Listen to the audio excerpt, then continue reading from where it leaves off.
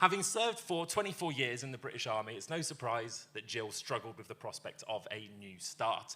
With countless experiences behind her, entering the world of jobs seemed understandably alien, but now Gill is able to see her life through the lens of comedy, taking inspiration not only from her past, but also what she's faced with every single day. So, this lady really is something else, and you're in for a treat for the start of our show tonight. Welcome Gill to the stage. Thank you.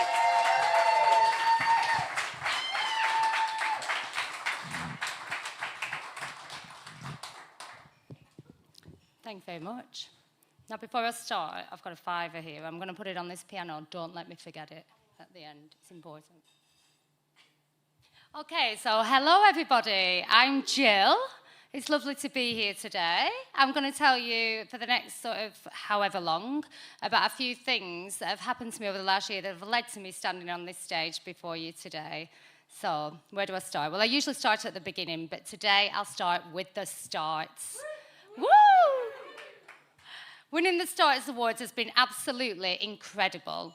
And what we had to do, and as Sue and Jordan just mentioned it then, we had to come up with a new piece based on the theme, New Start. And that could not have been more perfect for me. Because over the last 12 months, a couple of big things have happened in my life, which have really caused me to change my identity, change the way that I live my life, and really make a whole new start. The first thing is that I was diagnosed with ADHD. Much as it pains me to admit it, my parents were right all along. There is something wrong with me. And my dad's here somewhere today. Where are you, Dad? He's over there, yeah. So there is something wrong with me, Dad. But actually, it turns out I'm not just a gobby little shit. I've got a disability. So thanks for that. The other thing that happened, which has been the biggest thing in my life, happened last month, so it's all quite new to me. After years and years of worrying about it, picturing what it might look like, I finally, last month, came out. Thank you. Thank you. And I don't know what I was worried about. It's been fantastic so far. I've been really able to be the true me at last. All those years trying to fit in, conforming, fitting inside a box. Now I'm out and I'm proud and I can do whatever I want. And I've had a great reaction. And do you know what? If it all goes wrong, it's given me a really good excuse to buy more Doc Martens and dungarees without my husband complaining about it. The support I have had has been fantastic as well, and I know that that's all part of it. My husband's been really supportive. I think probably because he gets it. He came out as well a few years ago. He did. But it wasn't for him. He didn't like it, so he went back to what he used to know. And there's a really supportive community that I've found. There's loads of people out there. And actually, I realised that I know loads of people that came out in their 40s, and they've been really happy to give me advice, the benefits of their experience, especially my female friends, because it's slightly different for females, it's between females and males. You know, it's slightly nuanced. We have to do things a little bit differently. But they've been more than happy to help and show me the benefit of their experience whenever I've needed them to. They have. I don't know what you're laughing at. Girl power. Yeah, I know. So I was driving over here today, you know, after this liberating experience, driving my camper van, and I thought, why was I so scared about coming out of the army after 24 years?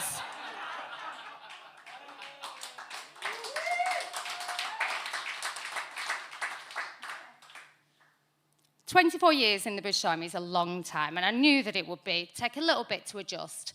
But it's just a job, and I just need to go and get another job. So what was it about that particular job that made it so difficult and seemed so scary?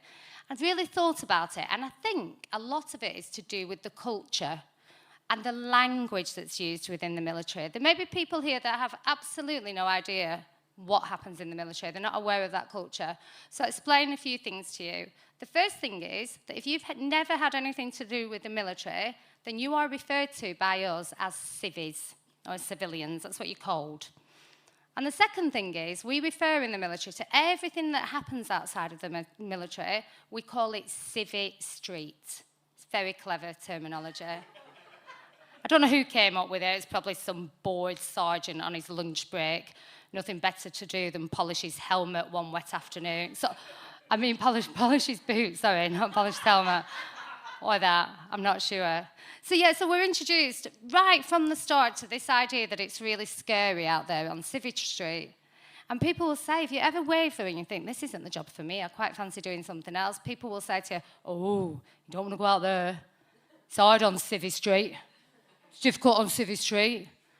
Well, it started my career where I was conditioned to believe everything that everybody told me if they were ranked higher than me. I didn't even question it.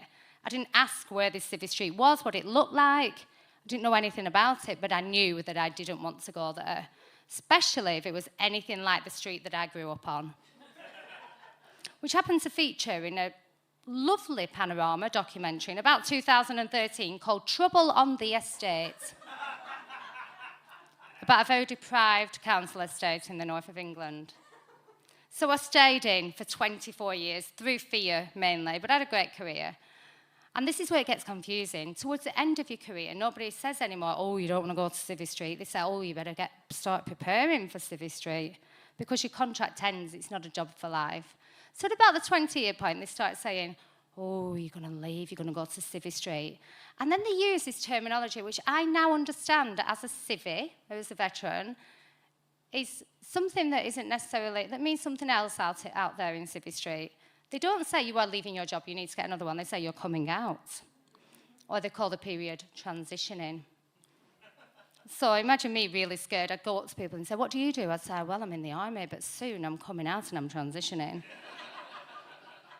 And people would say, gosh, you're really brave. Thank you for sharing. I thought, God, it sounds dreadful. So imagine my surprise when they told me I was coming out and I better get prepared. To begin with, I wasted 2 years of my life growing out my grey hair so that I would fit in with the other pensioners. I even started listening to jazz. It's a slow burner. We're in a jazz bar.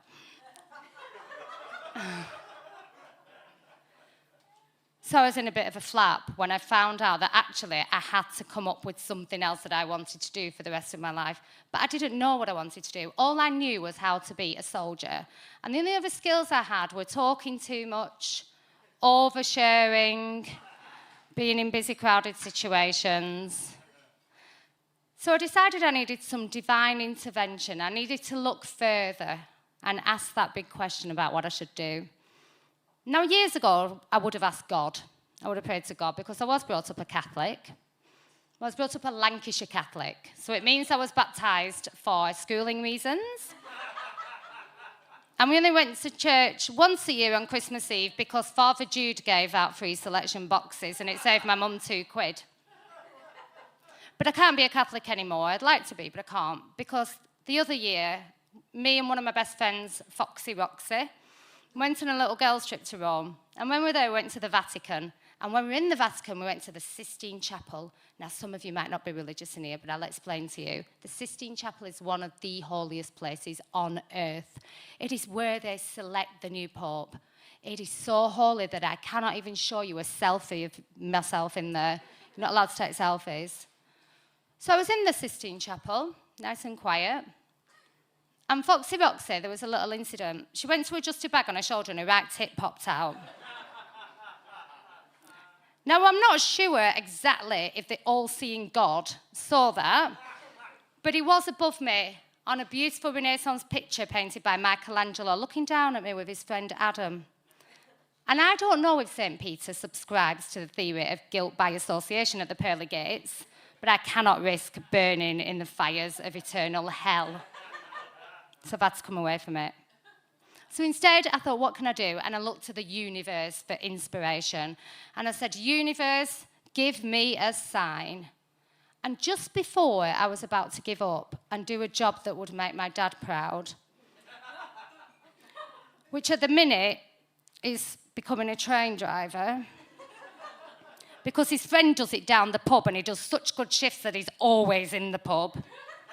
And this year he's been in the pub even more than more, so he must have had a lot of days off. I saw a sign, and it was an actual sign. It was a sign for a course to learn how to do stand-up comedy, and I thought, oh, well, why not? What have I got to lose? And I went on the course, and I started writing my own stand-up, and the first time that I ever stood on that stage, I knew that that was where I needed to be. I know.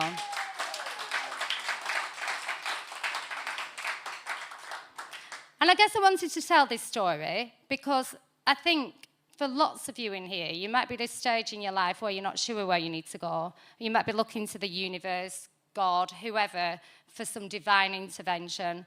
You might have decisions that you need to make. So you need to look around for those signs because they're always there, but they might not look like you expect. And that was certainly the case for me. I believe that you always end up where you're meant to be and that everything happens for a reason, even if you deviate from that path for 24 years. And when I look back, the signs were always there. Like when I got into the team for the Invictus Games and forgot that I was shit at PE and thought, this is my moment, I'm going to be a famous Paralympic weightlifter. And I did shit at PE. But whilst I was there, I was hand-selected to be the person that did a big BBC interview alongside Prince Harry for my obvious camera presence and charm. And another time, I went to a snowboarding with a disabled veterans charity, and I thought, this is it, I'm going to be a snowboarder. I'm going to find this incredible talent. And despite being the only person there with all of my limbs, I was still the worst snowboarder and shit at PE. But on the last day, something amazing happened. I fell over and nearly broke my arm, so I didn't have to do the downhill slalom race at the end, thank God. And I ended up being asked to pick up the microphone and do some commentating, which went down a treat and was absolutely fantastic. And the last sign that I remember is probably the most wonderful, and it really, really makes me know that the universe puts you where you're meant to be. Way back in sort of 2010, I was out in Manchester with a couple of my friends, and we really wanted to go to this really cool bar, but we also didn't want to pay the entrance fee.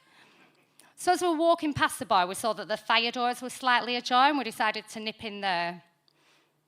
And we walked out through those fire doors on a Saturday night, and I was the star of a show. On stage was a 5-piece jazz quintet, currently halfway through the Chattanooga Choo Choo. So Claire, this $5 for you. I think that was the entrance fee that night, and I really want to see everybody else tonight, so please don't bore me. I'd like to stay. Everybody else, you're in for a real treat. Thank you so much. I've been Gill. Gill, everyone.